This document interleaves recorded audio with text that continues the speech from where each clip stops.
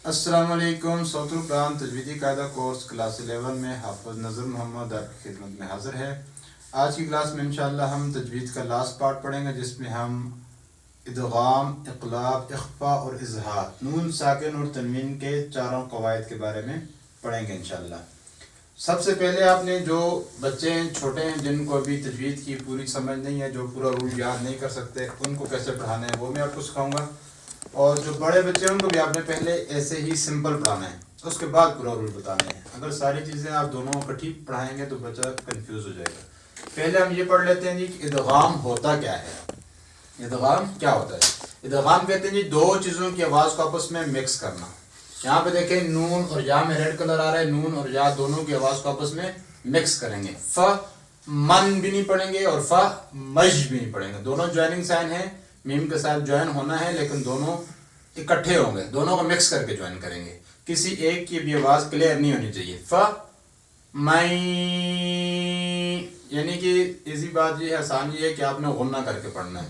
जिस तरह गुन्ने में रेड कलर आ रहा था, इसमें भी रेड कलर आ रहा है। सो फ माई सारी आवाज़ नोज में लेके जाएंगे, ऑटोमेटिकली दोनों चीज़ों की आवाज़ मिक्स हो जाएगी। म्यू व खई राई, दो ज़बर की और या की आवाज़ को आपस में मिक्स कर दिया। तो मिक्सिंग साउंड, दो चीज़ों की आवाज़ को आपस में मिक्स करने को क्या कहते हैं जी? इदगाम कहते हैं। रेड कलर में होता है और गुन्ने के साथ पढ़ते हैं। गुन्ने वाला कलर आ रहा है इसलिए रेड इसमें दिया हुआ कि इसमें भी सेम गुन्ना ही होता है, इसलिए इसमें रेड कलर आ रहा है। सेकंड रूल है जी इक़लाब। छोटा सा मीम आपने देखा होगा कुरान मजीद में सम टाइम आते हैं, तो जो स्मॉल मीम आएगा तो आपने नून को स्किप करना है और उसकी जगह मीम को पढ़ना है।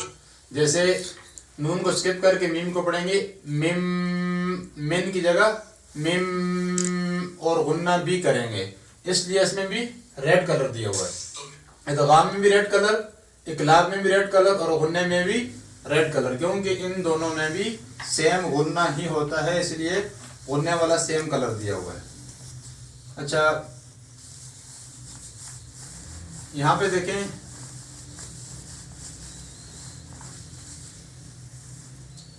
स्मॉल मीम यहाँ पे भी आ रहा है। किस मा तुम नहीं करेंगे, तनवीन के आखिर में नून आता है तो नून की स्किप करके मीम पढ़ेंगे, तुम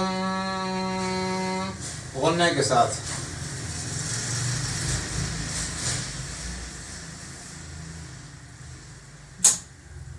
अच्छा, ये आपको समझ आ गया होगा। इदगाम मिक्सिंग साउंड, दो चीज़ों की आवाज़ को आपस में मिक्स करना, रेड कलर में आता है और गुन्ना करते हैं सेम।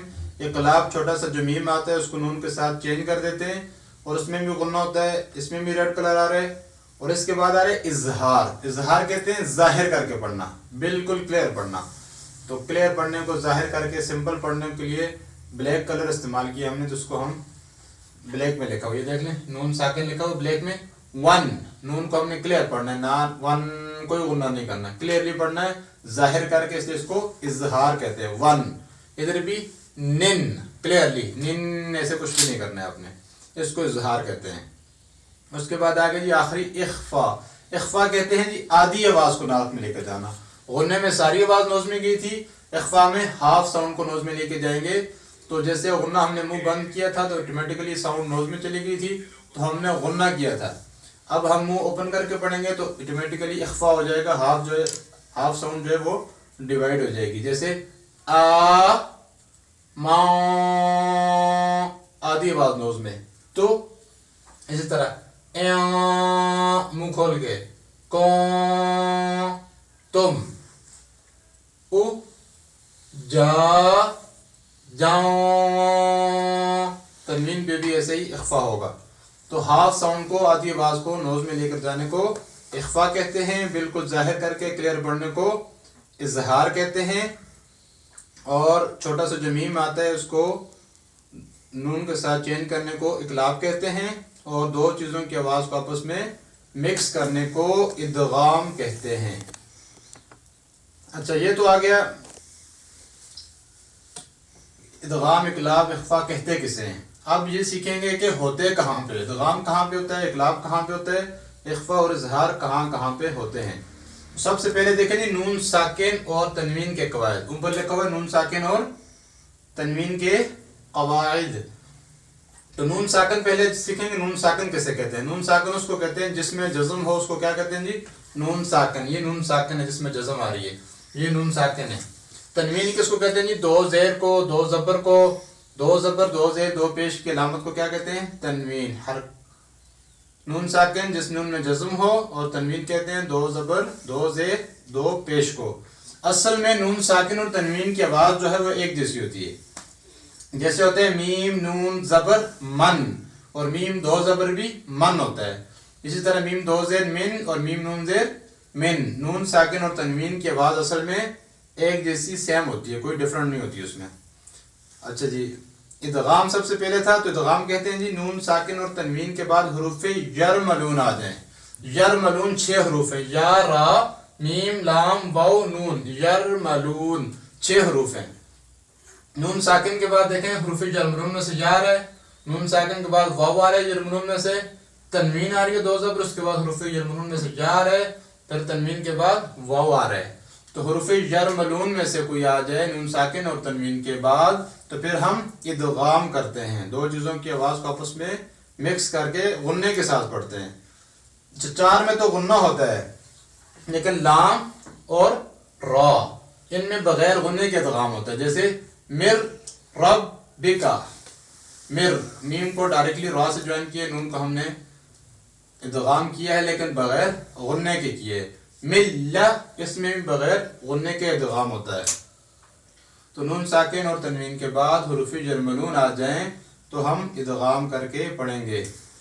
عربی کے 29 حروف تھے, 29 میں سے حروف یرملون 6 نکال دیں 6. اگر حروف یرملون آ جائیں تو ادغام ہوتا ہے, تو یہ باقی بچ گئے 23. اب آگے دیکھیں نون ساکن اور تنوین کے بعد دیکھیں یہاں پہ کیا آ رہا ہے, با آ رہا ہے. ادھر دیکھیں تنوین کے بعد کیا آ رہا ہے با, ادھر کیا آ رہا ہے با. جتنی بھی جب بھی چھوٹا سا میم آپ کو نظر آئے گا تو آپ کو وہاں پہ دیکھیں گے کہ اس کے بعد کیا آ رہا ہوگا, با آ رہا ہوگا. تو نون ساکن اور تنوین کے بعد لفظ با آ جائے تو اقلاب کرتے ہیں, نون ساکن کو میم سے بدل کر غنے کے ساتھ پڑھتے ہیں. جیسے مم بخی لا, تو 29 میں سے 6 حروف یرملون نکالے تھے, 23 بچ گئے تھے, اور با کو بھی مائنس کر دیا تو 22 بچ گئے. اب آگے چلتے ہیں جی اظہار کی طرف. دیکھیں جی حروف حلقی پیچھے ہم نے پڑھے تھے, حمزہ ہا عین ہا غین خا, 6 تھے حروف حلقی. تو جب حروف حلقی آ جائیں نون ساکن اور تنوین کے بعد, تو پھر ہم ظاہر کر کے اظہار کرتے ہیں. یہ دیکھیں نون ساکن کے بعد حار ہے, ون حر, حار ہے, اس وجہ سے ہم نے ظاہر کر کے پڑھا. نون میں نہ ہم نے اخفا کیا نہ ہم نے غنہ کیا. دن تنوین آ رہی ہے, اس کے بعد حمزہ آ رہا ہے, حمزہ حروف حلقی میں شامل ہے. ادھر نون ساکن کے بعد عین آ رہا ہے, عین بھی حروف حلقی میں شامل ہے. حمزہ ہا عین ہا غین خا, نون ساکن اور تنوین کے بعد اگر آ جائیں حروف حلقی 6, تو پھر ہم اظہار کرتے ہیں, یعنی ظاہر کر کے پڑھتے ہیں. اب 22 میں سے 6 حروف حلقی کو مائنس کر دیں تو پیچھے بچ جائیں گے 16 لیٹرز. اب نون ساکن اور تنوین کے بعد لاسٹ ٹول ہے جی اخفا. تو نون ساکن اور تنوین کے بعد حروف یرملون, حروف حلقی اور با, ان 13 حروف کے علاوہ جو باقی 16 حروف بچ گئے ہیں, اگر ان میں سے کوئی آ جائے گا تو پھر ہم اخفا کریں گے. اب یہ دیکھیں ما, تو یہ حروف یرملون بھی نہیں آ رہا, با بھی نہیں ہے, حروف حلقی بھی نہیں ہے, یعنی ان کے علاوہ کوئی حروف آئے گا تو پھر ہم اخفا کریں گے. آدھی آواز کو نوز میں لے کے جائیں گے. میاں میاں, جاؤں عیاں, آدھی آواز کو ناک میں لے کر جائیں گے. تو امید ہے آپ کو تجوید کے جو آخری 4 رول تھے وہ سمجھ آگے ہوں گے. نون ساکن اور تنوین میں ہوتے ہیں چاروں, اور ادغام, اقلاب, اخفا اور اظہار. انشاءاللہ آپ کو امید ہے کہ پہلا چیپٹر علامات کے بارے میں ہم نے پڑھا تو وہ بھی آپ کو سمجھ آ گیا ہوگا, اور سیکنڈ چیپٹر میں ہم نے تجوید کے ضروری قواعد پڑھے ہیں جو ہر مسلمان کے لیے سمجھنے اور ان کے ساتھ قرآن مجید پڑھنا ضروری ہے, تو ہم نے ان کے بارے میں پڑھا. انشاءاللہ نیکسٹ کلاس میں آپ کو بتاؤں گا کہ آگے قرآن مجید آپ نے بچوں کو پڑھانا کیسے. ابھی تک پہلے چیپٹر میں ہم نے ہجے کیے تھے, دوسرے میں ہم نے سیپریٹ آوازیں پڑھی ہیں سنگل. اب 1 سے 2 حرف کی طرف بچہ کیسے جائے گا, 2 سے 3 حرف کی طرف کیسے جائے گا, کیسے سفر طے ہوگا انشاءاللہ نیکسٹ کلاس میں آپ کو سکھاؤں گا. آج کے لیے انشاءاللہ اتنا ہی. تو نیکسٹ کلاس میں انشاءاللہ ہم دوبارہ ملتے ہیں 3rd چیپٹر میں. جزاک اللہ. السلام علیکم.